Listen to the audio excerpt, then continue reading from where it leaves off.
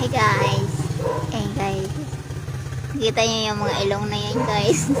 Mga chismosa yan sila guys. Ayan. Yan si Eli ko guys. Tsaka si Dodos. Kasi aayusin ko yung mga halaman ko. Yan. Yan mga halaman ko guys. Aayusin ko.